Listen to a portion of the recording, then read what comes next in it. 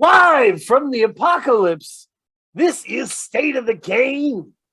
I am your host, Dano. I'm currently at my wife's family reunion, and I'll tell you what I'm doing. I'm not going to get up to greet anybody. That's my power move. There's too many people. Too many people. You want to come to me? You do a bend over chair hug? Fine. You want to dap up from afar? Fine. But I'm not scurrying around because you got a plane ticket. I'm old. So, my co-host joins me every week. My wife always checks in with me and is like, "Are you being nice enough to K Diggy? Have you done enough? What about K Diggy? Have you gotten him something nice?" I feel like I'm nice. My wife makes me feel like I'm not nice enough to you, K Diggy, for all that you've done. You're nice, man. I feel like I've got you're draped in Free Music Empire merchandise. I give you all the cool stuff. Books. I give you books. Facts. Absolutely. So, Kay, thank you for being here. And I will tell you, this is a guest we have today I've kept tucked in my pocket for a while. I just basically was waiting to ask for the right time. I've been listening to, I always say it incorrect, Talk to Me Nice by Hype since it came out. It is an album that a lot of people are talking about. Came out April 15th, tax day.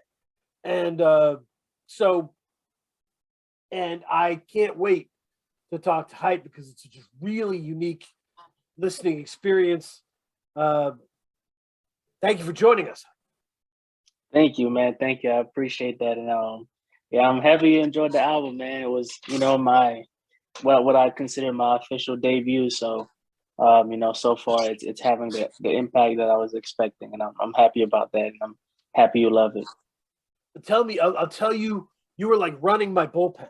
I have a bullpen listening wise of albums like when I want to shut my critic brain off and just enjoy rapping. Someone I know can rap. Like then I go to my bullpen of like, oh, okay. And you went up in that rotation. You were the Mariano Rivera of my bullpen. Thank you, man. Thank you. There's just a composure about your album. There's just a composure about Talk to Me Nice that is it's almost unnatural for a debut. Yeah, man. I would agree. If we're talking about in today's climate as far as hip hop, and so and I'm glad you said that because it's like that's kind of exactly what I was going for, and I was kind of going for, that time period when, hip hop had just a lot of classic debut albums, just coming out. Back-to-back years. So we're thinking like from 92 till about 98-ish, so in that time frame, you're talking about Ready to Die, you're talking about Illmatic, you're talking about 36 Chambers, you're talking about Reasonable Doubt, so that was really the inspiration, behind the way that I was crafting the album, and just like you said, the composure that I wanted it to have. So that was a really big deal for me. And I wanted to make sure that I captured that, that essence and that energy. And I think that from the feedback that I've been getting so far, I think that that's something that, I accomplished very well. So I'm very happy to hear you say that. Yeah, bringing up that time period really makes me think. So, Kay, I was thinking about, there's an album, came out in October 95. This is the debut album of AZ, right? After the Illmatic feature. So Do or Die, right? Once Do or Die comes out, there's a base audience that never loses touch with AZ. in that debut album, AZ established himself to such a remarkable extent that he's just been a vivid part of all of our lives ever since. Yeah, man. I mean, AZ's an incredible lyricist, and like you said, hearing him, I wasn't born at the time, but I could only imagine what it was like hearing him for the first time on Illmatic, as an artist, and then his debut coming out a few years later. I mean, that must have been incredible. So it's like I said, that time period was just a really strong time period for debut albums coming from hip hop artists, especially young hip hop artists. We got to think about how old everybody was at the time when they were dropping these debuts. I mean, Nas was 19. Yep. All of Wu-Tang, they were like in their early 20s. Jay-Z was like 26. So it's like everybody was young and everybody was hungry. And when I dropped my album, I was 23, about to be 24.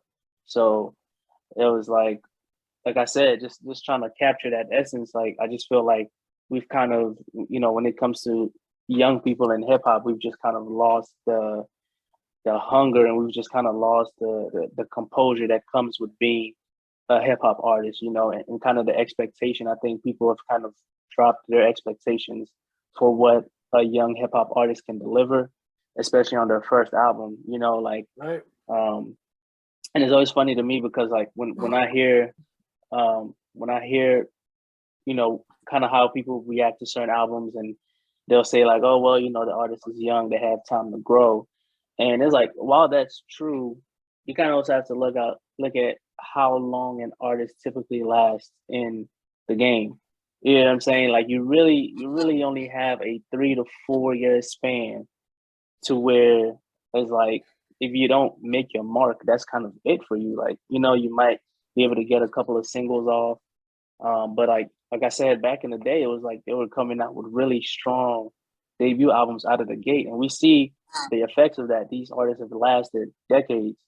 You know what I'm saying? So it's like I want to be the same way. I want to be that young artist that comes out of the gate, and I don't want people to say, oh, he has room to grow. I want people to say, like, damn, what else can he do? Like, that's what I want people to say. I want people to challenge me, like, damn, like, where else can you take it?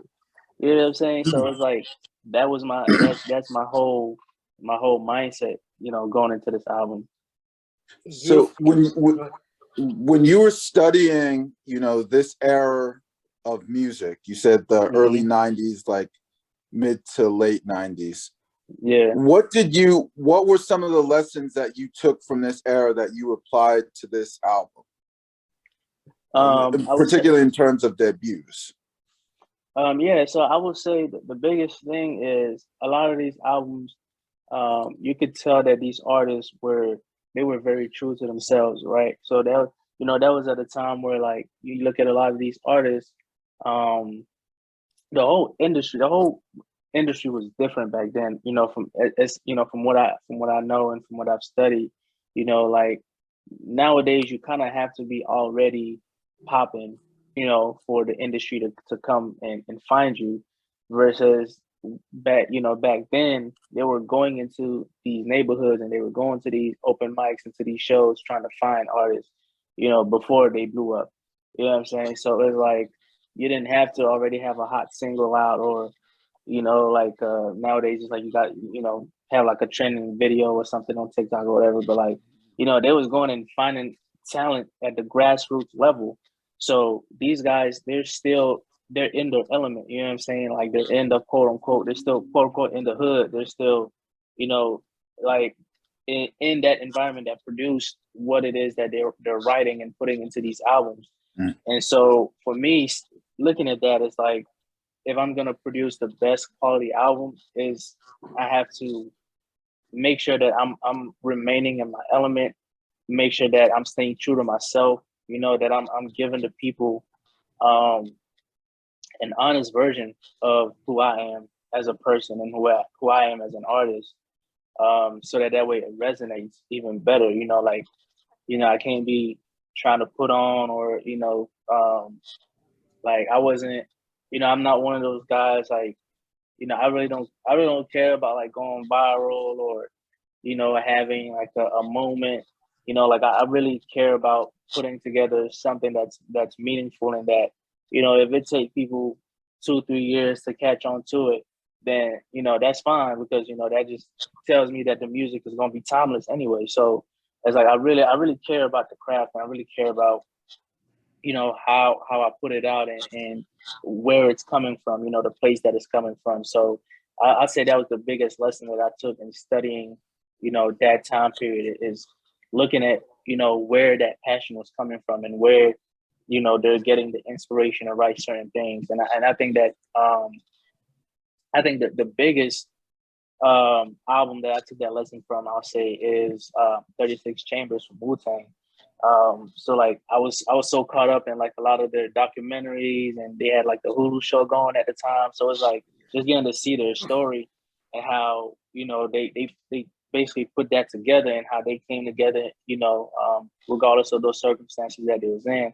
I mean, it was just like an incredible backstory to, to the group and to that album. So, that just really inspired me. And like I said, so it just gave me the motivation, and kind of like, the inspiration to stay true to self, and, to just hone in on the craft, and hone in on who I am as an individual, and just put that in the music, and give it to people in the purest and most honest way that I could. So I definitely say that was the biggest lesson. Yeah. With the Enter the 36 Chambers cover, what it was, and without us having any information about them, like outside of New York, right? Like just living your life, picking up an interesting cover, right? Yeah. And putting it on. It was such a visual experience. Like, yeah, man. Seeing the the cover syncing up with the Wu-Tang, like kung fu movie references, all of that happening, and then the bars, and then all the different personalities. It was just, yeah, it was so visual, such a visual, impactful experience. Yeah, absolutely. Kay, tell me, so in terms of Talk to Me Nice, what were there any characteristics you think it had that like other debuts don't normally have? What are the typical pitfalls of a debut album that you think this may have avoided? I mean, I think in terms of sincerity, were the three things I can think of: sincerity, it's grounded, and I think we've talked about this point before, about how I feel a debut album should be the introduction of an artist to his audience.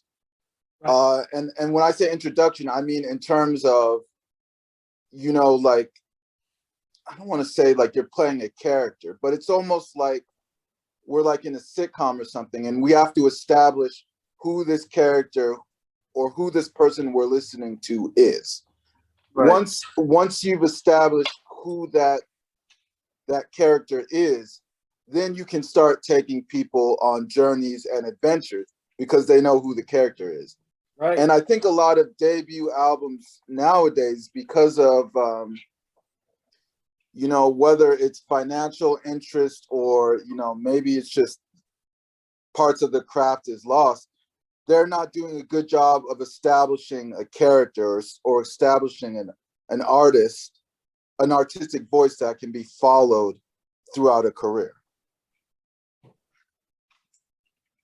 Interesting idea. How do you feel about that hype? Does that make sense? Yeah, no, that definitely makes sense. So, when I was working on the debut, I put up a question poll on my Instagram story, and I asked people, I said, like, typically, what do you guys like to hear from a debut album, right? So, like, I just kind of wanted to get, an idea of what my listener base, what they typically expect from a debut album. And, people said things like, we want to get, put your personality on display. They said, tell us your story. Let's let us in a little bit about you. Give us an introduction to who you are. That type of thing. And also, like, I watch a lot of like review channels on YouTube, and one of my favorite channels is Dead End Hip Hop. And so like when I watch stuff like that, it's kind of like doing a study for me, right? Like I want to know what the music critics, because I still think that like one thing the game is missing nowadays is like true music critics, right? Like people who really sit with music and can give an a good quality, honest critique of it. And I think that in hip hop, as far as hip hop goes, they're one of the best channels that do it. And so a lot of times I watch like their critiques of albums, especially debut albums, and they kind of say the same thing. Like we want to get to know an artist. We want to, just like kind of just set the foundation for who you are. And then, like he said, then later on you can take us on the adventures and, do all the other things. So that was definitely something that was at the forefront of my mind when I was putting the album together. And it was one of those things that I think it challenged me to write better because throughout like making music, I've always kind of struggled to be a little bit more personal, right? Like I've always kind of just like given the bars, but not really like given a story or really put part of myself into it. So with this debut album, I wanted to break that barrier. I wanted to break through that, and so hearing from people that's what they want to hear and that's what they want to know, that kind of helped me put me into that mindset, and I was able to really put that into my writing and really better myself as a songwriter and not just like just a lyricist or just just throwing a bunch of bars at you over a beat. So yeah, that was definitely a strong point for me going into this album. Shout out to Dead End Hip Hop. They do great work. Everybody loves Mike Seatown. Everybody loves King. I think the most underrated person on there is Rod, my guy Rod. Really? Yeah. Rod. Yeah, Rod is he used to be behind the camera a lot. He's in a lot of the reviews now more. So yeah, he's definitely underrated. Yeah. I love all those guys, man. Oh yeah, they do great work. Okay, hear my analogy. Yeah, to your point. Mm-hmm.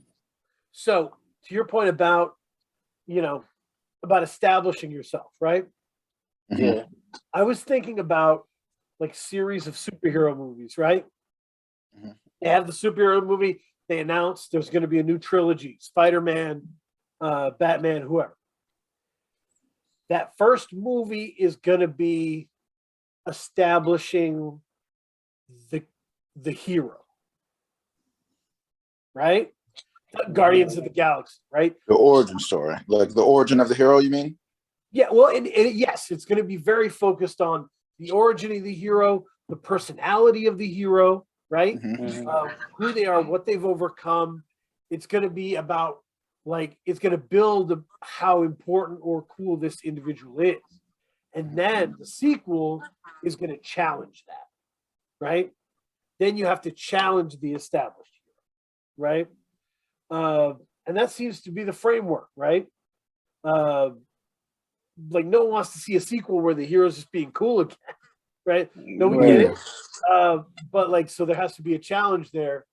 And I think that's the debut has to establish the protagonist, right?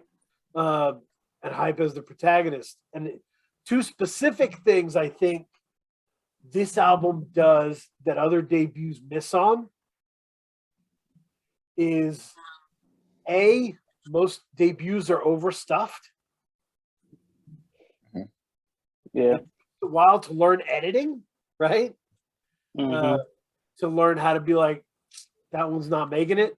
There's a pressure to really be like, I spit. Here's 20 tracks, Right. That's one. And I think this is 13 songs, right? Yeah, 13 songs, like 12 songs and like one interlude. Right. Yeah. And that's like album length, right? Yeah. So the other thing is cohesion, right? A lot of people's debut is a grab bag of different styles that they feel they can do, right? Mm-hmm. You didn't know I could spit over dubstep, but I can. You're like, that's cool, but it doesn't link to track 5 or track 7 in any way, shape, or form. Yeah. Well, yeah, and there's a lot of, to piggyback off it, there's a lot of reaching as well. Like I think of Drake's debut album. I know he had So Far Gone. I know that mixtape, that was what got him the eyes, but his debut album was Thank Me Later, right? Yep. And you look at that, he had the Jay-Z feature, he had the Jeezy feature, he had the Alicia Keys feature. So he's reaching out and he's trying to expand his audience through cosigns, and trying to get eyes on the project, and reaching for eyes can kind of stretch an artist thin in a lot of ways. Yeah, I agree with that, and I'll say that's also another thing that I often think about is like one thing I said to someone one time was like, I don't try to build my music around an audience. I allow the audience to build around the music. So whoever is naturally going to gravitate towards what I do, that's who the audience is going to be. So I'm not trying to, like you say, trying to stretch myself thin, because I know like there's only so much I'm going to be able to do well. You know what I'm saying? Like, yeah, I can do a bunch of stuff, but how much of it can I do well? How much of it can I, do to a point where somebody's going to listen to it and be like, damn, this guy's fucking good. You know what I'm saying? So yeah, like you said, so it's one of those things where it's like I try not to do that, like where I feel like I'm reaching for an audience. Like anything that I'm gonna do, I'm gonna try to do what comes naturally to me, and that kind of also just leads into those other things such as cohesion and not like overstuffing an album.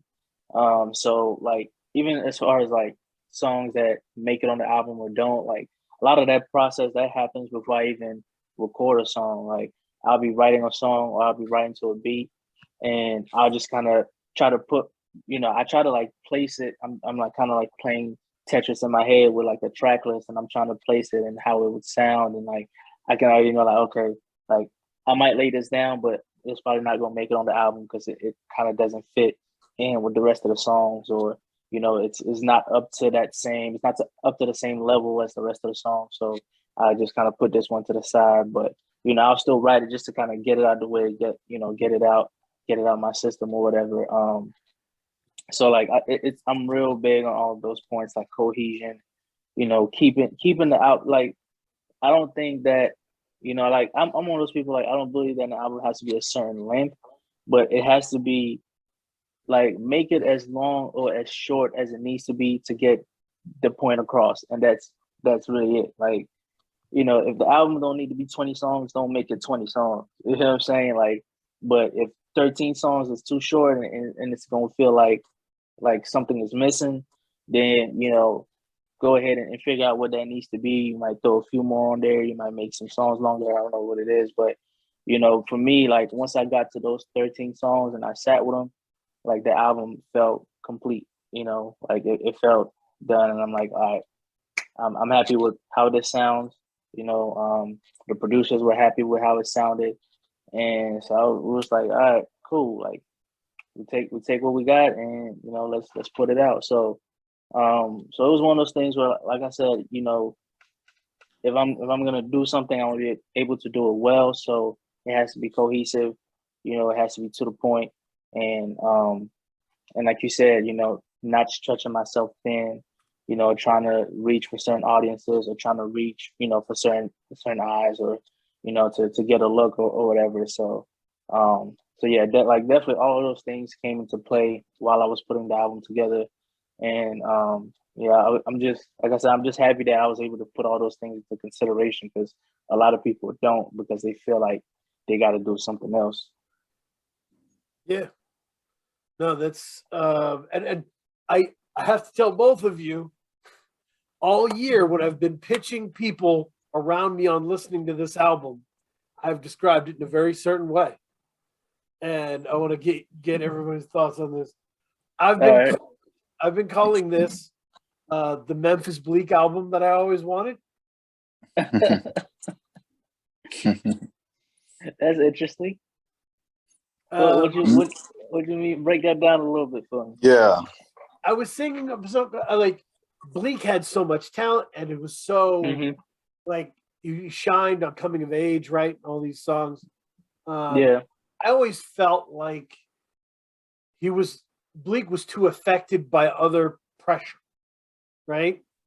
Mm-hmm. And there's a certain poise that I wanted him to have. It was best described by CC Sabbathia in his documentary.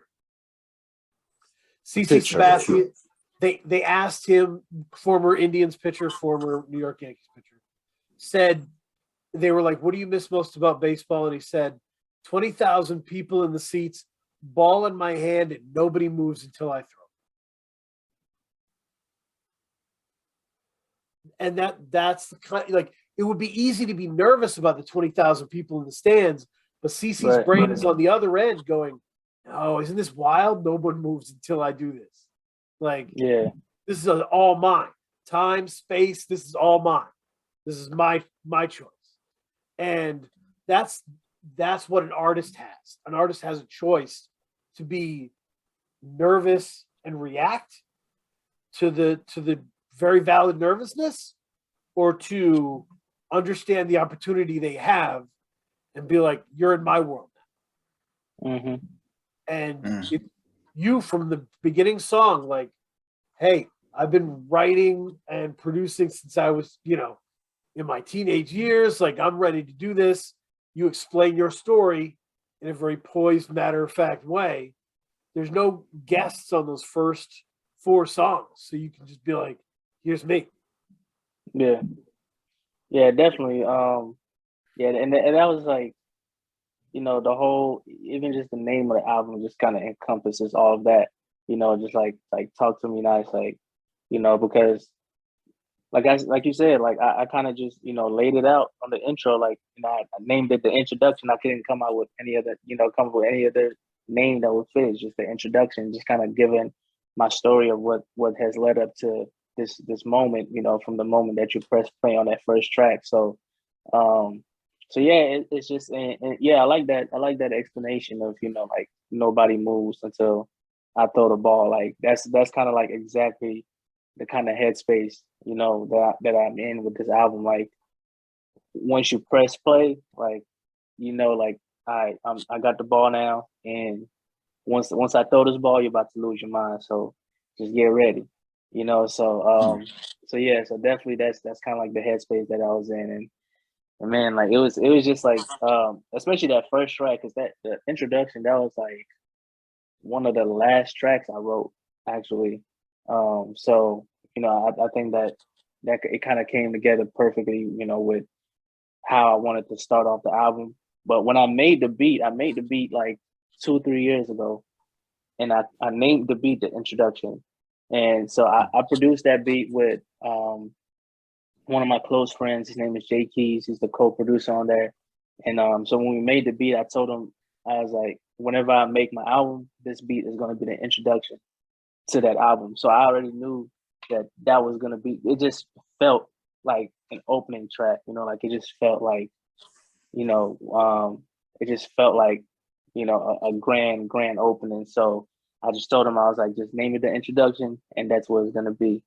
And so, and so once I got to sit down and write with it, and it just kind of flowed and just kind of came out the way that it came out. And so I'm definitely happy with it. But yeah, I agree. I definitely agree now that you broken it down. I can definitely see that, because I mean, yeah, Memphis Bleak's definitely like super talented. And like I remember, when I first started listening to Jay-Z, and Jay-Z saying like, what was that skit on his album? He's gonna retire. It's gonna be a new and improved Jay-Z. Right. And I'm sure everybody was thinking it was Bleak, right? So yeah, I could see that. I could see that definitely. And it was weird because Beanie Siegel kind of always had that voice for some reason. Yeah. I mean, yeah, Beanie Siegel's a beast, man. Like he just didn't care. His yeah, I mean, from what I know about his story, man. Yeah, I mean, if he had been a little bit more, disciplined and focused, I mean, he's still a legend. But who knows? Like, but definitely like his first few albums were incredible, man. If you talk about 3 album runs, you have to have Beanie, right? Yeah. Oh, definitely. You have to have Beanie in there. The truth, Definitely. reason, the becoming. You can't. I mean, that's a heck of a deal. But Kay, we're getting off the topic. How do you feel about my Bleak comparison? Does that make sense to you? Yeah, I like it. I think there's some artists, you know, as you said, from the gate, they have that poise. And I think Bleak,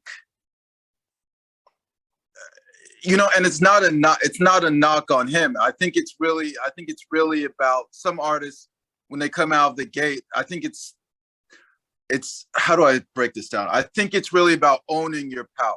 Like when you say CC Sabbathia, when he's on the mound, like he recognizes his power and he's owning it. He knows that the power that he has. And for some people, for some artists, that can be like a pretty overwhelming type of thing, particularly when you come from, you know, the different circumstances that you've come from, being able to fully have the wherewithal to own your power.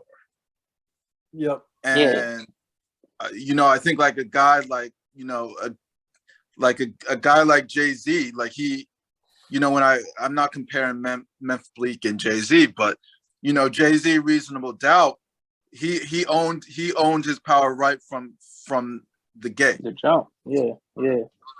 And I feel that way too. Like when I think about a lot of other artists, and I mean, and I can imagine like how tough it is, you know, like, I mean, you know, Bleak wasn't in Jay-Z's shadow, but like, you know, standing next, you next to, this is Jay-Z, you know what I'm saying? So it's like that pressure had to be incredible, you know what I'm saying? Right. I mean, when you're in a yeah. studio and you're sitting and you're watching Jay-Z and his process, like he's writing, not writing.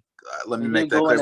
He going to lay a song in 5 minutes. Yeah, he's laying out a song in his head, mumbling, and you're just sitting there with your pen and your pad. Like that's intimidating. That's pressure, man. Yeah, that's pressure. Like I said, and I see that with a lot of artists now that, like, you know, they get signed and they're kind of like under the shadow of a legend. You know, like one of my favorite artists, like Dave East. Like I still feel like Dave East has yet to give us a classic album, and I don't know if it's because like he came in like under Nas's cosign, and it's like I don't know, you know, but I just feel like I know he got it in him, but I'm just waiting. Like there's an album that I want Dave East to give us that's gonna, like, I'm gonna be like, yes, this is why I've been telling y'all Dave East is one of the best. You know what I'm saying? But like I just personally, you know, as a fan, I don't feel like he's giving me that album yet. And so, like, you know, it could be kind of like, you know, the same thing with how he said the album that he's been waiting for, you know, he wanted Memphis Bleak to give him. Like, you know, there's a lot of artists that I feel that way about today as well. So I can definitely see, you know, what he's saying with that. I'll be honest, I felt like we were on the verge in 2016. Chanel, right? Yes. Felt like we were right there, and it was coming. We were right there. I thought after that, I was like, man, he about to drop the hardest. I don't know. Yeah. So I feel you. But yeah, and honestly, it could be something like the debut could be becoming a lost art, just in the sense of that, you know, you think about, we were talking about AZ, talking about Bleak, right? This was back in a time frame where if you dropped a bad album, you couldn't just put out another album, right? It took a while to make an album, took a while to sell an album. If you dropped a mistake, it could mess up your career. Yeah. Right? Cannabis, the heat Cannabis had, and then the debut doesn't go as he wants. His career never recovers from that. And so, but nowadays, like, people would be like, I heard this new rapper Russ, and you heard his 10th album. Yeah. 10 albums deep. There's very little mystery anymore to an artist by the time they release their debut, quote unquote, debut album. You know, like you said, by the time they've officially released it, we've probably already heard a lot of mixtapes. We probably already heard a song, maybe even on TikTok or Instagram. Like, and so there's not a lot of mystery that surrounding or intrigue surrounding the artist anymore. Yeah. I mean, I feel like y'all are picking up on every every point that I intentionally like everything every intention that I put into this album because I also feel like the debut is becoming a lost art, and I think really for me like the last kind of like span of years that I really felt like a lot of good debuts came out in was like 2010 to like 2014. That's when we got like Kendrick's debut, we got J. Cole's debut, we got Joey Badass, we got Big Crit, ASAP Rocky. right? You got Big Crit and all that. Cole. Yeah, Big Crit. Like to me, that was like kind of like the last few years of like great debut albums coming out, like back to back, like debuts that actually made an impact and actually mattered. You know what I'm saying? Like especially, I mean, like Good Kid, Mad City. Like oh my god, that album is still like one of my favorite albums of all time. I'm with you. After all these years, so and yeah, and like you said, I mean, before that, like. You know, I mean, J. Cole had a few mixtapes. Crit had a few mixtapes as well. You know, Kendrick had been doing his thing, but there was still like some mystery surrounding these artists. Like you're like oh shit, who is this? Like you know what I'm saying? So it's like you know they and they come out the gate and they really make their impact. And so like I said, like you guys said, like I do feel like you know the debut is becoming a lost art because people can put out an album today, and if it don't go as planned, they can turn around like two months later or 2 weeks later, drop something else. You know what I'm saying? Like, so, and I'm one of those people like I won't say I don't make music that fast, but I don't care to release it that quickly because I feel like you know I gotta have time. I gotta have time to grow. Like I gotta experience life a little bit. You know what I'm saying? Before I turn around and drop a whole new project. You know what I'm saying? So it's like I can't, you know, drop a project and then 3 months later I'm dropping a brand new project on y'all. Like it's like I ain't really been outside. I ain't really done nothing. You know what I'm saying? So it's like what I'm gonna talk about. Same thing I was talking about the last album. You know, so it's like, so yeah. So like when I was you know gearing up to release this debut, like I knew like okay, it's gonna be a while before I put something else out. So I can't fumble with this one, and because you know, a lot of people had started, you know, looking, you know, I started getting a lot of ears and a lot of eyes, a lot of important people that started looking my way, you know, because I had dropped an EP the year, 2 years before. So, and then from that EP that came out, you know, I got a lot of, you know, a lot of traction from that. So I'm like, man, I can't, when I'm getting ready to drop this album, I can't really, it's not a lot of room for error here, you know, so, so yeah, so like I went into it with every intention of like, you know, being able to drop this album and knowing that it's going to be a solid album, and then, you know, I don't gotta have the, you know, feel like, man, it's a quick turnaround. I got to turn around and drop another album, you know, right after it or you know something else. So, so yeah, like everything about it was very intentional. That's awesome. The other thing that I was going to say, Kay, I consider hype a part of a collective in my mind. I don't know if this is real, but I consider you a part of a collective that is like basically the music that I get from Ruben or at Check the Rhyme One, right? Yeah. Anybody who follows me or this needs to follow Ruben at Check the Rhyme One. That's my guy. Yeah. What Ruben loves is, so the collective is like people like you, J.ARR, Backwoods Sweetie, right? We're talking about people that are like, they're making music that's fun to listen to, but it feels holistic, right? It feels organic, right? There's no bad calories in this album, right? It's not like, you know, stab somebody. Yeah. You know, there's no not calories. So you're in here and you're talking about go get therapy, right? You're in there talking about real stuff, but the beats are knocking and the you know Elzai's doing his thing and everybody's doing it. So it's still real rap if you love real rap. But there's, you know, there's a real positive, organic, you know, it's Yeah, definitely, man. Yeah, and like I said, that was also another thing that I noticed about a lot of albums that I studied. And I think that in general, like, you know, a lot of people say like there's kind of like a balance missing in music nowadays, you know. And like when I listen to a lot of more positive albums or like, you know, what people call like conscious rap or whatever, like, you know, it's like while I love the message, a lot of times I can find myself getting bored. You know, like I find it kind of falls flat because it's not enjoyable. Like it's like I love the message, but I'm not really enjoying listening to it. It doesn't really sound good. The beats are kind of boring. It's kind of slow, like, you know. So it's like, so then I go back because I'm like, you know, but rappers have always been conscious. So it's like, what has changed? And a lot of it, I think, is the energy, um, the energy behind the music.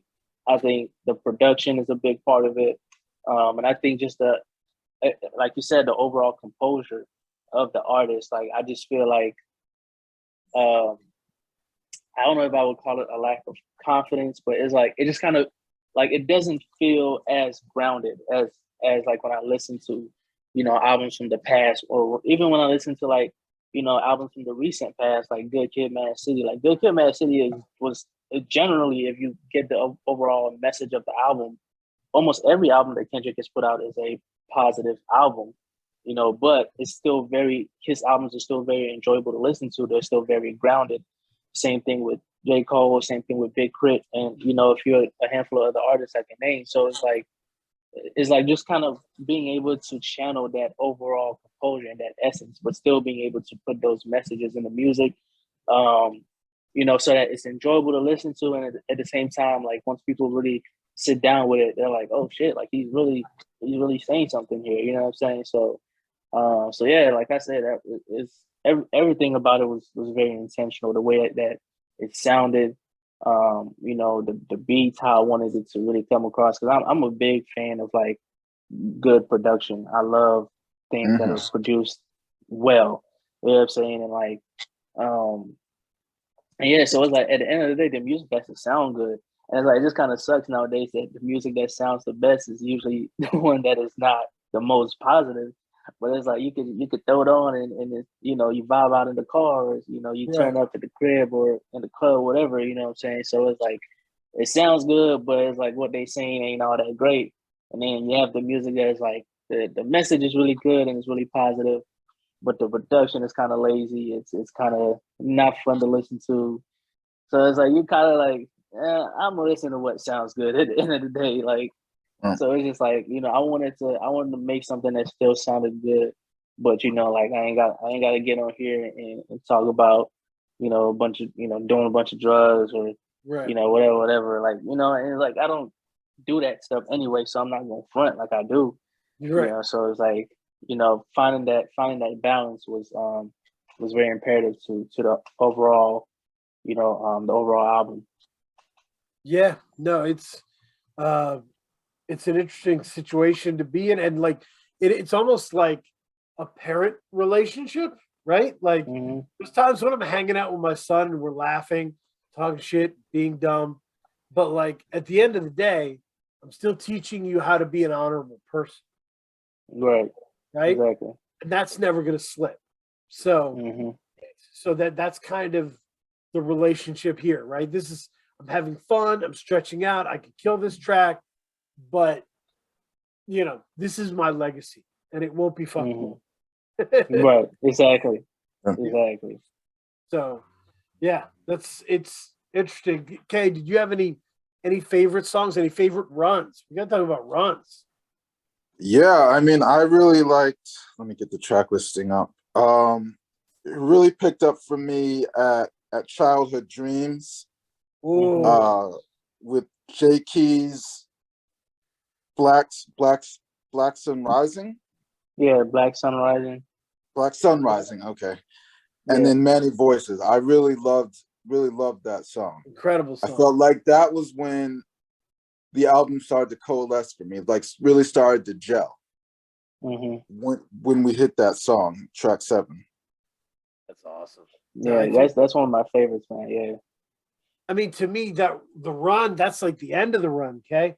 Let It Breathe with Elzai is That three punch, Let It Breathe, Hey Ma, Childhood Dreams. That to me is an incredible midsection of the album, because Elzai is not to be fucked with, right? Elzai is not at all as a rapper. So for you to go in and just go and the Letting It Breathe, it's such a good, I don't know, such a badass rap song that seems to link, like all those rap songs feel like the younger generation of old dope rap songs. Yeah. Right? Like Fabulous could hear Let It Breathe and go, oh shit. All right. That's the next generation of Breathe. Hey Ma is like the grown and sexy version of the Dipset song, right? It's like, hey, I would like to hit on you, but I'm not going to be a fool about it. And here's what we're doing. And then, I mean, the Childhood Dreams, shout out to the Wood soundtrack, shout out to Ahmad. Yeah, that was, I listened to that a lot. Thank you, man. Thank you. It was, yeah. So that was great, and it was a really poignant moment. But Hey Ma is probably my favorite. I think you might have said it. Oh man, thank you. I'm so happy to hear somebody say that because it's my favorite too, for the very simple reason that like I said before, like before this album, I was a very just bar heavy rapper. Like at one point, I didn't even like to write hooks at all, right? So like I was just like I didn't care if it was a 4-minute track. I'm rapping the whole 4 minutes, no breaks, like the whole time.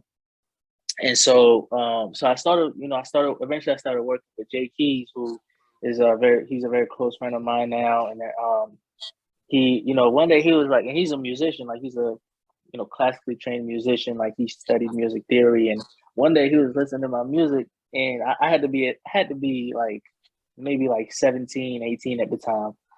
And he was like, man, your music just sounds very angry. He was like, and he was like, you could rap really well, but he was like, your music is just, he's like, it's intense, man. He's like, you gotta throw some hooks in there, you gotta give it a break, you gotta, do something, and he's just kind of giving me, tips on really how to make a song, not just rap, but how to make a song. And so, and so I was like, and I've been thinking about it, I was like, he's right. And so, like, all the years leading up to the debut, I had just kind of been practicing, my songwriting. And I thought, what better way to practice how to write a song than to write a love song? Because you can't really go into a love song and spit a bunch of bars. It's just going to kill the vibe, right? So I'm like, if I write a love song, or I write a song for the ladies, like that's the song that I really gotta like, okay, let me put down my bars, hat, and really pick up my songwriting hat. And so Hey Ma for me was kind of like the breakthrough, because I remember I made the beat, and I had been playing the beat for a couple of days, and I remember just one day I started writing to it, and then I didn't like what I was writing, and so I deleted it. And then I was listening to the beat one day in my car on the way back from the gym, and then I just started kind of humming that melody for the hook, and I just kind of started humming it. I was like, oh shit, I kind of like that. So I was like, all right, when I get home, I'm gonna put some words to it.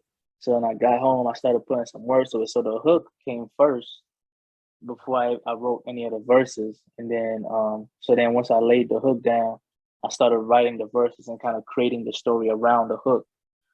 And so that kind of just took me into that zone of like songwriting and really building the song. And then I had, one of my homies, his name is Lou Alex.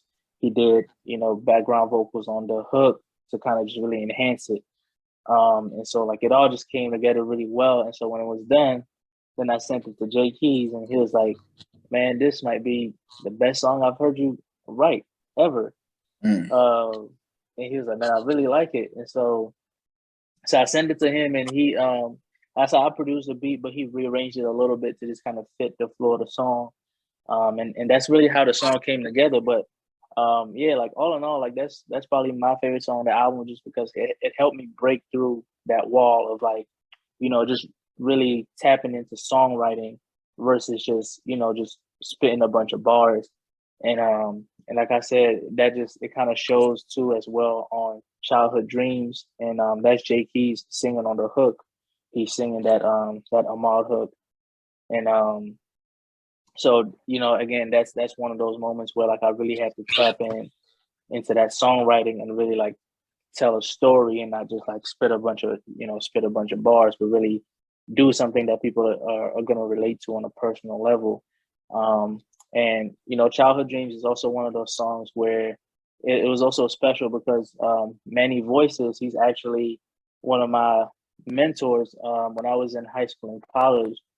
He was my mentor in high school and college, and he worked at the college that I went to. And I remember him, telling me about when he used to like rap back in the day, and he used to play basketball and all these things. And, he had just really been wanting to get back into a creative zone. So I hit him up and I was like, "Yo, you want to get on my album?" And he was like, "What?" And I was like, "Yeah, I got a song." And at first I just wanted him to do like a monologue because he has like a really like radio voice. Like I could hear him being on the radio, and he used to do radio back in the day. So, but then he sent it back to me. He was like, "Yeah," and I also put like 12 bars on there. You can keep it if you want to. And I was like, "Man, this shit is amazing." Yeah. And, he just like he just really closed out the song really well. Like he spit the bars, and then he did the monologue at the end, and it's like it just kind of closed out the song really well. And I was like, "Yeah, like this is perfect." So, like those 3 songs, "Let It Breathe," "Hey Ma," "Childhood Dreams," like, yeah, that's definitely like my personal favorite run on the album, just as far as like songwriting and what I was able to do with them. And just kind of using the metaphor of a body, like really your body is only as strong as your core. You know what I'm saying? Like if you got a weak core, like your body not gonna be able to hold itself together. So like having a really strong center to the album, like I find that a lot of albums kind of get weak around the middle. You know what I'm saying? Like they kind of take a dip, Very like important. so it's like I want to be able to keep people interested throughout the entirety of the album. So having a really strong middle to your album, is going to do that. That's key. And hey, the rappers tend to get goofy on any kind of love songs, just in delivery, right? In the sense of delivery, right? They tend to switch their voice up and just kind of be, create a vibe that doesn't make sense for the rest of the album. My favorite touch point for like one of those done right is Rakim. Off Don't Sweat the Technique, first song, What's on Your Mind? Yeah. So, okay, he says, curiosity at a high velocity, maybe possibly she had the hots for me. I said, if we're playing games, then we're going to play mine. I'm going to lay the rules because it ain't much time. If you hide your feelings and they're hard to find, I want to know what's on your mind. And so it's not like a, it's not like a please have sex with me song. It's like, it's him. Yeah, it's like, very Rakim. It's very intellectual. Yeah. Yeah. I want to know what's really going on. Like, let's just talk, and it was so dope for like the God MC to be like, here's an instance of that. Here's me trying to connect to a person. Because I think the love songs are not just about like the the relationship or the pursuit, but it's also, they're in a way introspective as well. Like I think of I think of Song Cry by Jay-Z. I don't know if that's quite a love song, but it's a relationship song. Yeah, it's a relationship song, or Bye Baby from Nas. Like there's a tinge of, yes, they're talking about someone they've loved and in both cases lost, but there's also a level of introspection as well. Like, I lost these people. How did what was it in me that caused me to lose these people? And it's like when a rapper goes like that, uses like a relationship to produce something that's introspective as well, that's very special, I would say. But Song Cry takes place after the relationship, right? Mm-hmm. But Right. Hey Ma is it takes place at the most vulnerable stage, that introduction where you're introducing who you are, right? I have seen many people buckle. Like in high school, we had a dude who smoked, and he ended up only smoking at my friend's house. And we're like, "What's going on?" He's like, "Well, this girl, I love this girl. She hates smoking, and I introduced myself as someone who doesn't smoke. Yeah. Please smoke over your house, Yeah. you know." Yeah. But that's how vulnerable the introduction is, right? You can make a liar out of yourself real quick. And so it's a very brave thing to be like, here's me, here's what I do, here's what I don't do. And stand on it and say, I like you, and I hope you come along. Right. Yeah. And and there's also like for that song too, as far as just like, you know, pulling inspiration, like there's a lot of I pulled inspiration from a lot of places for that song. So like as far as the production, like that was definitely like I pulled a lot of inspiration from like Jay Dilla as far as just like how I went into, you know, doing the drums and chopping up the sample. It was just, you know, very Jay Dilla-esque. And you know, I just wanted it to I like how Jay Dilla does his drums. I like how he does his beats. Like you can really get on a Jay Dilla beat and rap about anything, right? It's like it's just it's perfect, you know, like it's really good. I mean, you know, Erykah Badu has songs on Jay Dilla beats, and then you have Elzai who has songs on Jay Dilla. You know, like people get on Jay Dilla beats and do their thing, you know, because his production is that good. So, you know, I pulled inspiration from there, and then, you know, just for the vibe of the song itself, I kind of pulled from like two different songs I'll use as a reference is Selfish by Kanye West and Slum Village, and Everybody by Andre 3000, Farnsworth Bentley, and Kanye as well.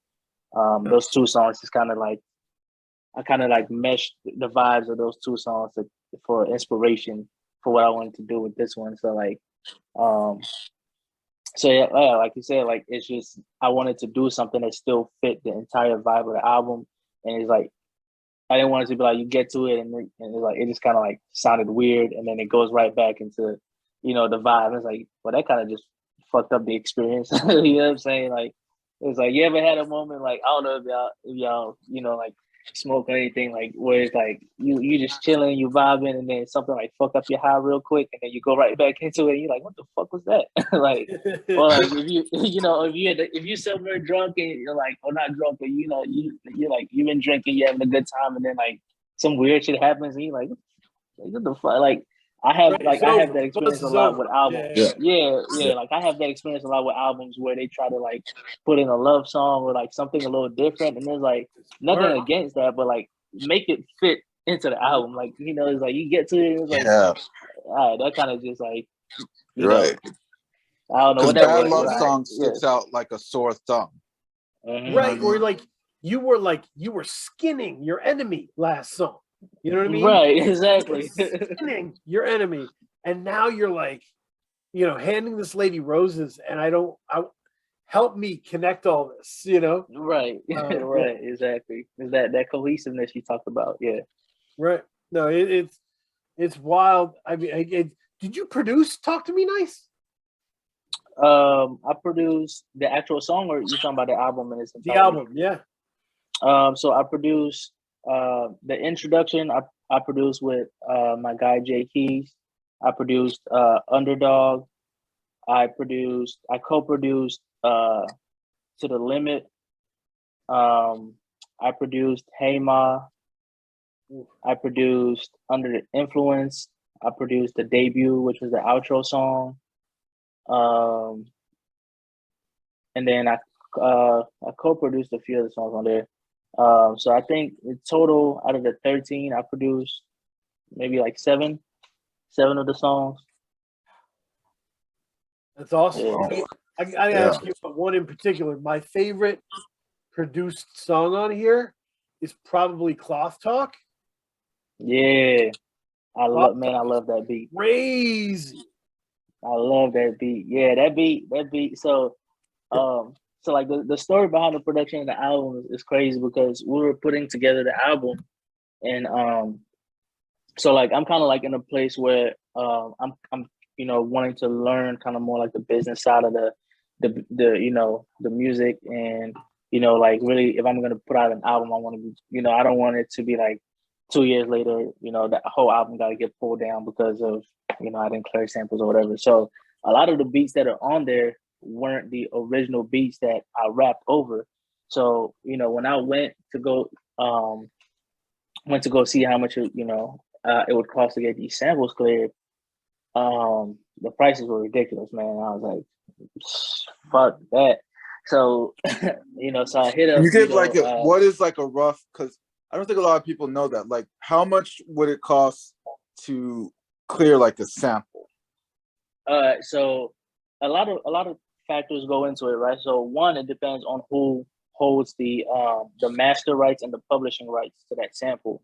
So like a lot of samples I found during that process, a lot of samples that even if like the artist is like virtually unknown, a lot of big companies buy that music and they'll own it. So like if somebody samples it and wants to clear it, like they can charge you a shit ton of money for it. So like a lot of samples were owned by like Sony, Universal, like those big companies, right? So they own like the publishing and stuff like that.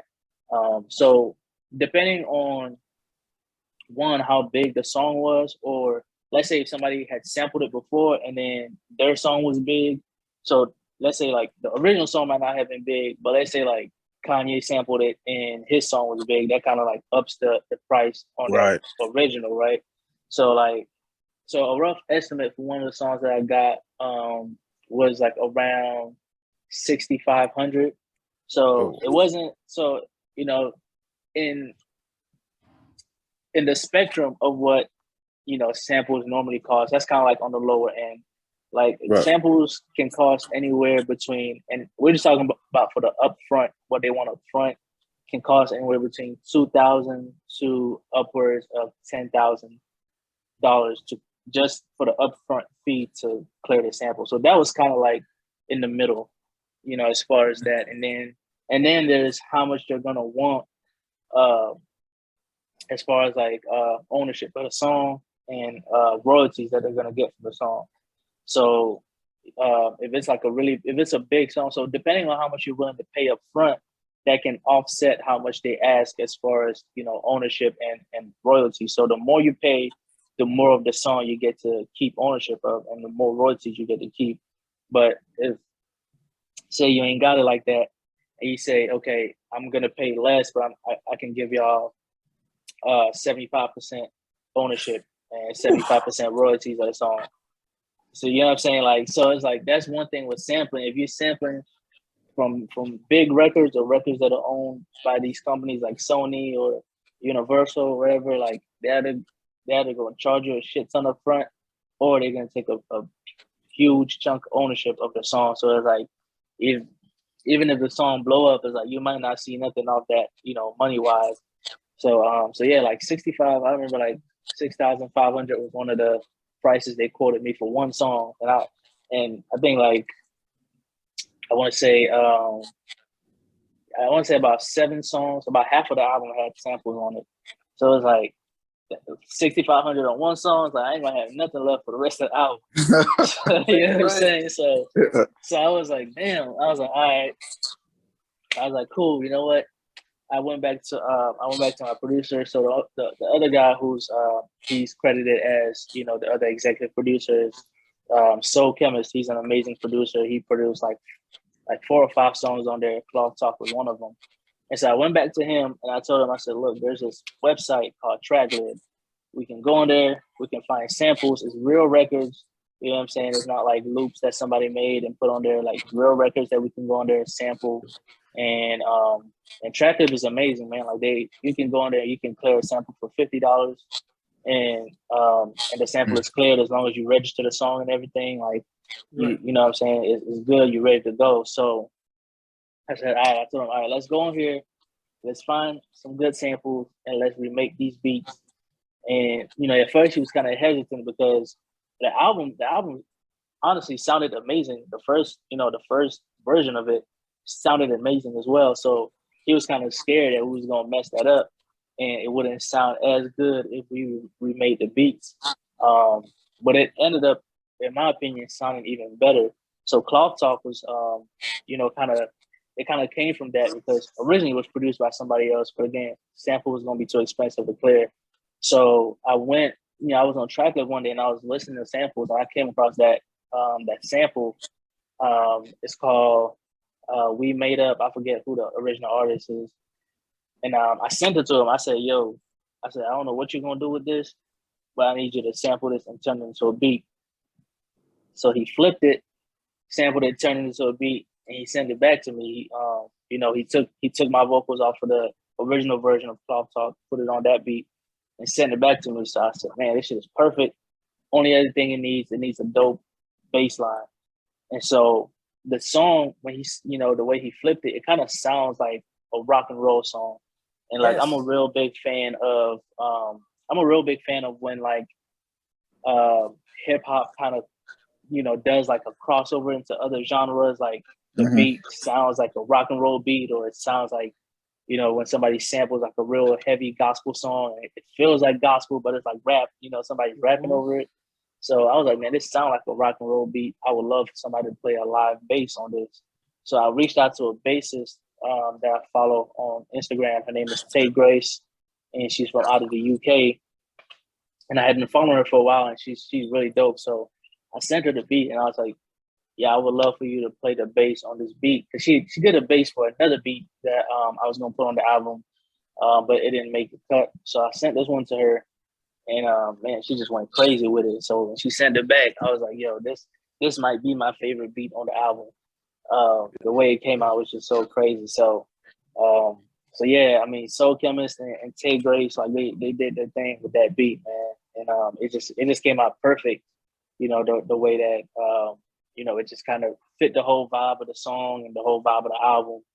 And like I said, it just feels like like I was listening to it, like, man, this shit feels like a rock star. Like, like if I ever get to perform this live, or when I get to perform this live, like it's probably gonna go crazy at a live show. You know what I'm saying? And like, yeah, Absolutely. so that's kind of how that one came together, man. And yeah, the production on that beat is crazy. Like, has to be one of my favorite beats on the album, if not my favorite. Yep, we talk about those elements that can bring a song to an apex, right? That can make it where it is, and that live bass, that's probably it, right? That's awesome. Okay, what do you have any final thoughts with the? No, I would just I liked that that you touched upon like the economic realities of a debut album, particularly for those artists that don't have like a major label or something behind them. Yeah. Like what other tips in that vein would you give to people or artists that want to, come out and make a good first impression? So I would say the main thing is like you gotta really take advantage of your resources. Like you gotta really take advantage of what you already have available to you. Like I find that a lot of times with artists that are, like you said, don't have a major label or are smaller independent artists, they're trying to kind of go too big. You know what I'm saying? If they know they want a quality album and they want to really make an impact, like a lot of times they try to go too big, and then sometimes if they can't go big, they kind of sacrifice or compromise the quality of the album. And it's like you really don't have to do that. Like there's so much that you can do with just what you have available to you. So like number one, the first thing is building relationships with people that are on your level. You know what I'm saying? Like I think everybody always tries to like Issa Rae said, right? People always try to network up, but you should network across. Like that is the best way to network. Like don't try to network up. That's always going like you're either gonna run into somebody that's gonna sell you a bunch of bullshit and they're not gonna come through. You know what I'm saying? Or you're gonna end up in a situation that is really not gonna be beneficial for you. But if you really focus on building relationships and networking across, like you really never know, one, who people know, and you really never know, two, what they have access to. You know what I'm saying? So it's like networking across has really saved me a lot of money on a lot of things when it came to, you know, putting this album together, just from production to even just, you know, the album cover and things like that. Like, you know, networking across, you know, I networked with people that I knew they also on the come up. You know what I'm saying? We both have, you know, our thing that we doing, like, you know, let's come together, let's do something dope. You know, we both get some shine off of it. And, you know, we can keep working in the future. Like it's a win-win for everybody. So number one, network across, especially when it comes to producers or cover art, or, you know, even if just you're just trying to like just whatever features, like network across. And it's like, you know, you don't gotta go out there and get the biggest name artist to feature on your shit. Like I promise you, it's somebody that's just as dope. They might not have as many followers, they might not have as much shine, but I promise you they just as dope. And when people hear them, like it's going to elevate the experience of the album. You know what I'm saying? Like when Nas put AZ on Illmatic, like I'm pretty sure nobody knew who the fuck AZ was, but he put him on there, right? You know what I'm saying? And when people heard AZ, they was like, yeah, this guy is good. So it's like network across. That's my number one. You know, that's my first tip. My second one is when it comes to marketing, right? That's the other thing that is going to cost a lot when it comes to putting out an album, or if you're putting out a single or whatever. Like, you know, you got to market the single.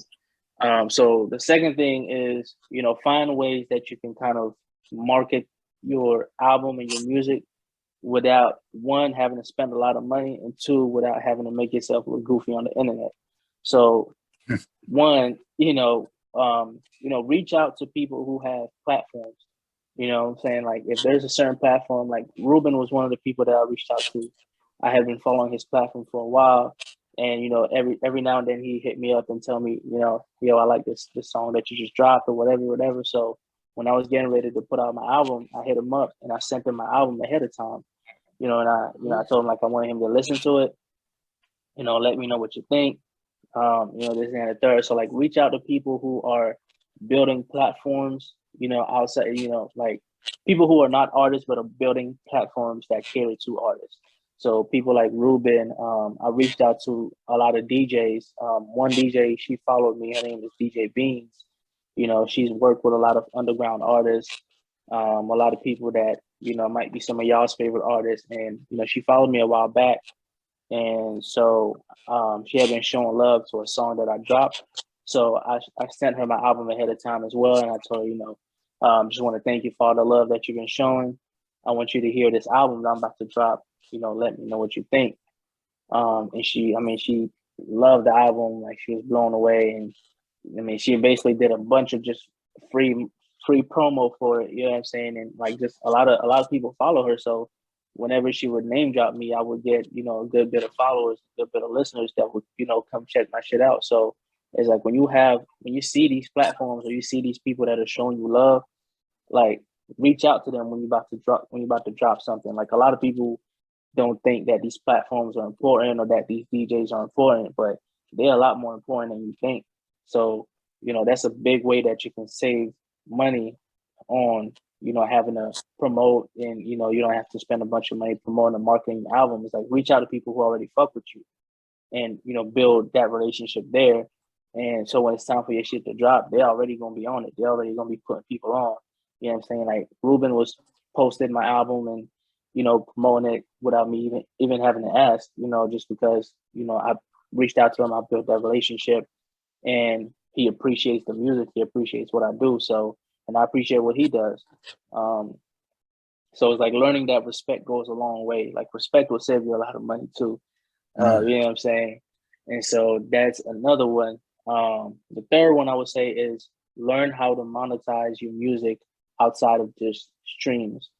I think that a lot of people put all their eggs in one basket, but it's like you got to realize nowadays it's hard to sell music, but you can sell other stuff with your music, right? Like there's merchandise. You can do physical copies of music. Like people are buying CDs and vinyls now, like crazy.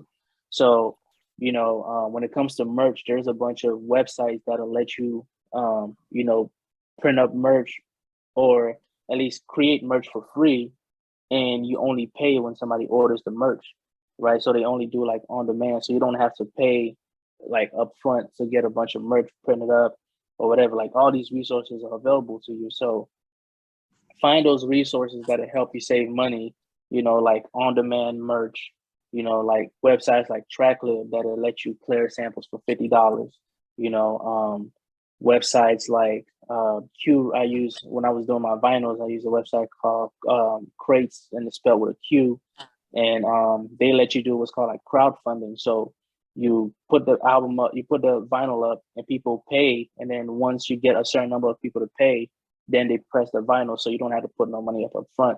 So there's a lot of resources out there that you can use to monetize your music without having to put up a lot of money up front, or even put up $0 up front, and you're going to be able to make money off of that, and you can put that back into the music. The fourth one, this was a big one for me that helped me save a lot of money. If you can, set up a studio at home. Like studio time costs way too fucking much, bro. Like, you know what I'm saying? And if I'm recording a 13 song, it's like when you're recording an album, the number of songs that's on the album, like if I'm doing a 13 song album, know that I probably recorded at least 20 some songs. So it's like the amount of money that I spent that I would have spent in the studio. So like, for example, like one studio session, I remember the last studio session that I went to, the last time I actually paid to go to a studio, I paid it was like close to $400 for like a 4-hour block, right, for that studio session. I spent if I took that same $400 and I applied it to what I have in my home studio today, that pays for my mic, that pays for my speakers, that pays for my keyboard, like that basically pays for my entire home studio setup. And then I can go on YouTube and teach myself, like some basic mix and master skills to get it to sound good enough to where, then when I'm ready, I can send it to like an actual engineer and let them, do the final master. But it's like, do things that will help you save money along the way. You know what I'm saying? Like, I think like, and now I feel like a lot of people just kind of like go to the studio to like take pictures and like, have videos to post on the gram. But like, I don't really care about all that. So it's like, I'm good with setting up a studio at home. And, I paid my one price, my one-time fee to get my microphone, to get the whole setup. I set it up and then I record at home. And it doesn't have to be expensive. Like the microphone that I record on costs like $230, and it's the same microphone that Michael Jackson used to make Thriller. Like it can be cheap as fuck and still sound good. You know what I'm saying? So it's like find what works, save your money, you know what I'm saying, and do that. And I think that the last thing that I'll say is like just really hone your talent. Like it's everything else. Like the thing is, when you're not talented, your money has to do the heavy lifting, right? So like you got to pay for a lot of promo, you got to pay for a lot of cosigns, you got to pay for, you know what I'm saying? You basically got to pay to get put on when you're not talented. But when you're talented and you build those relationships, your talent is really gonna do the heavy lifting for you. And really the only time you got to spend money is for, like all the extras. But, word of mouth is going to be your biggest, your biggest secret weapon. You know what I'm saying? So if you're talented, people are going to talk about you. You know what I'm saying? And whether it's one person or 5 people or 100 people, like eventually people are going to hear about you if you're talented and if you're consistent. So all those things that I named, networking across, building relationships with DJs and, people who have platforms, try to set up as much at home as you can so you're not having to pay extra fees. And then, like I said, just honing on your talent and focus on your craft. And that's gonna save you so much money in the long run. And I promise you, like, it's gonna be so many people people are gonna talk about you that you didn't even think like, oh, this person knew who I am. Like I've had so many people reach out to me like, yo, I just heard, I had someone reach out to me from the freaking UK the other day, a radio station. And they were telling me like, man, we've played your album for so many people. This album is incredible, and I'm like, damn, like, that really goes a long way. Like when people talk about you, it goes a long way, And I think that people get discouraged because they don't see the immediate gratification from it. You know, and that's just because of like the social media age and they expecting everything to blow up overnight. But it's like everything that's happening, you're not seeing the growth that's happening, right? Like when a plant is growing, the most important part of a plant growing is the roots. And you don't see the roots growing because it's under, you know what I'm saying? It's growing under the soil. So it's like that's kind of like what I equated to, like when people are spreading the word about you, that's the foundation, those are roots of your career. And you're not gonna see that growing immediately, not until, you know, the plant starts to flourish above ground. You know what I'm saying? Then you're gonna see it. But just know like it's happening and just be confident in that. So as long as you do that, man, like you're gonna be good. Like I said, you're gonna be able to save a lot of money. You know what I'm saying? And I would definitely say like those, like find those websites that are going to, you know, cheapen the cost of making your album, you know, of, you know, whatever it is that you're trying to do. Like there's a website out there for everything. You know what I'm saying? So it's like just put in the time, and dig a little deeper, and you're gonna find what you're looking for. Yeah, and plant your flag with platforms that move how you move. Exactly. Their taste, and you're excited for them to hear what you say, because that makes it a fun relationship, right? Like I've gotten tagged in with artists and producers because they know what I do and they know how I move, and then they're like, "I'm working on an album you're gonna love," and I'm like, "I can't wait." And with loose singles or whatever, get me juiced. They'll send me the advanced copy, and I'm repping hard all over the place because it is exactly, they know what I want, right? And they made what I want while they were making what they want because it's the same mission. Exactly. So and that's important because, like, you know, when I first started, like, I mean, man, I was spending like crazy amounts of money, like trying to get posted on certain pages or whatever. And then like after a while I realized like, man, like I'm like the other stuff they post really doesn't like mesh with what I do. Like they don't really, like you said, they don't move how I move. So it's like, man, I'm spending all this money to appeal to a fan base that is not looking for what I do. So when I started focusing more on building those relationships with people that move the way I move, man, my reach was even more than I could have imagined, you know. So that's a very important point as well. Like, man, don't spend a bunch of money trying to be seen by people that aren't coming to see you. You know what I'm saying? Like that's like me trying to go open a concert for Lil Uzi Vert. Like they're not coming to see me. You know what I'm saying? Like that's not what they're here for. You know what I'm saying? Like I'd be much better off opening for somebody else. You know what I'm saying? Like you got to know your audience. You got to know who it is you're trying to appeal to. So that's a very, very great point. Dynamite advice. Unbelievable, kid. I can't believe absolutely, man. So moving into our concluding section here is recommendation corner, where we talk about what we've been listening to.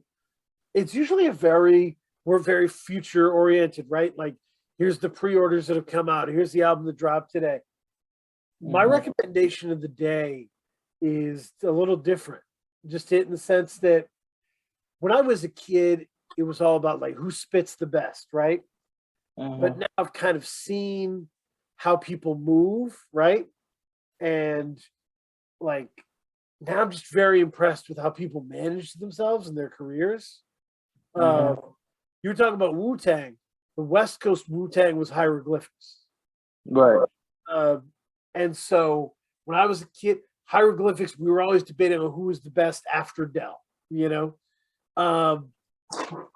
And now I've just recently gone down the casual hole. And a lot of rappers had more resources and better options than Casual. Casual put out his debut album on Jive, right? Fear Itself. And then he got dropped from Jive and created this whole legacy for himself independently on High Road that stands to this day. And I've been listening to different spots in the catalog. Today I was listening to this album called Meanwhile. It was like a stopgap, almost like a mixtape between Fear Itself and He Think He Raw, where he took loose beats he had, other people's beats, and just, you know, just did his thing. And the thing about Casual was, I feel like because this came out in '97, I think. This meanwhile, there was a point in rap where nobody was moving. Nobody could convincingly move as slow as Snoop and Casual could while sounding that cool. You know, most rap was very intense. It was very delivery oriented, right? Mm-hmm. So it was like Redman and Biggie, and it was all these people that were like, there were, you know, method people moving, you know, at these speeds. And Casual was slow and cool as fuck. So, meanwhile, that's my recommendation. It's on Bandcamp for like $5. Casual, yeah. Shout out. He kills. He's on the Wrecking Crew album, okay? Casual's on the lead single, spits over a Small Professor beat, shouts out the whole crew, and he opens the song and it's just a monster. Okay.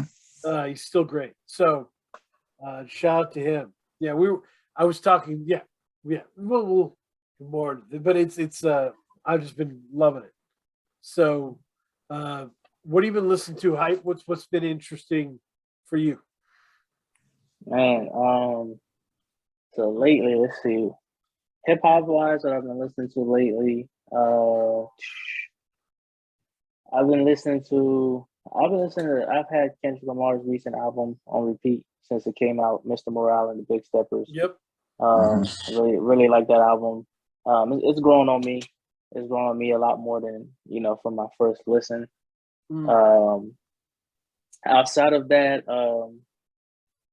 honestly, I haven't really been listening to like a lot of new stuff that has dropped recently. I've really been like in a soul music mood lately. Like I've been going back listening to a lot of soul music. If you really want a recommendation, let's do it.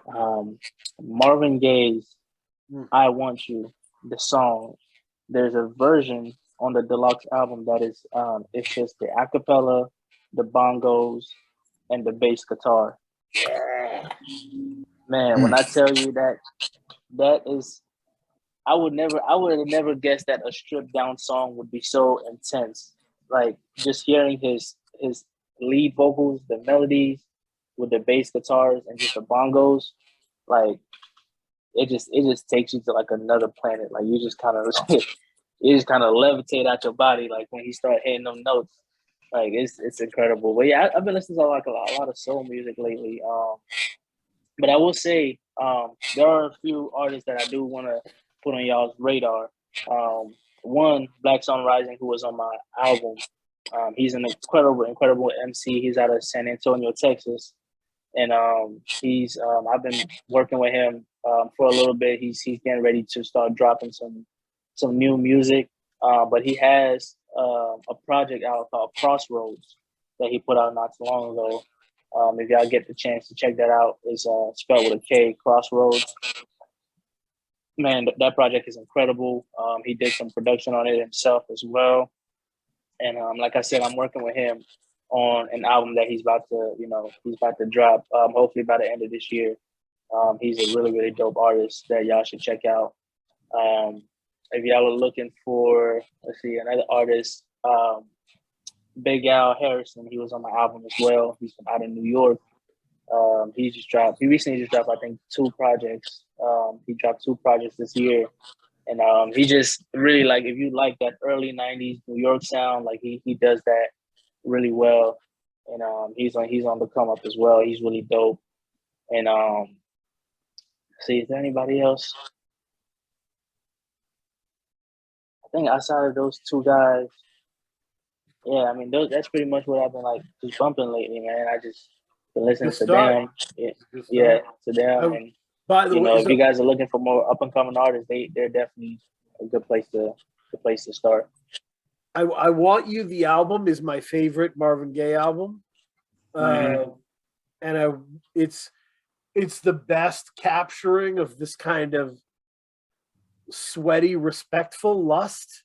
You know, yeah. Like, if we think about R&B, the sweaty, respectful lust, we think of like Weeknd where someone's like overdosing in the bathtub, and it's it becomes like evil. Yeah.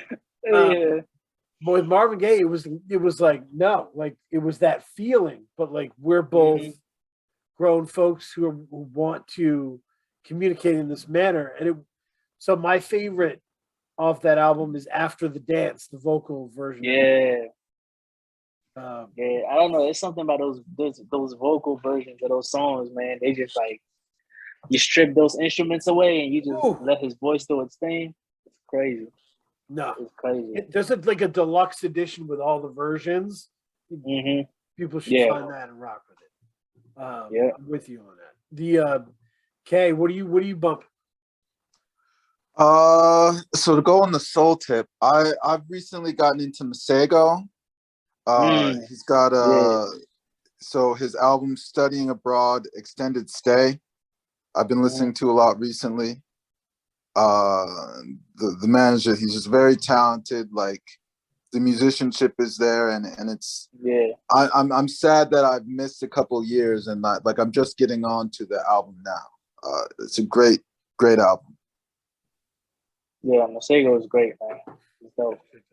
That's great recommendation, Kay. I appreciate the time. This was crazy. If anybody was listening to this who's an artist, you should take the tips that Hype gave you, those 5 tips. You should cut that shit and save it to your computer. That shit was go for that. I appreciate everybody supporting. I appreciate the fans of this genre who've gotten so smart about it, and are always thinking about how they're consuming it and how to support. And that's our job. If we say we care about this music, then it's our job to really do that. So, yeah. I've always said, man, the music industry is a consumer driven industry. So, it's gonna reflect what the consumers want. You know what I'm saying? So vote with your dollar.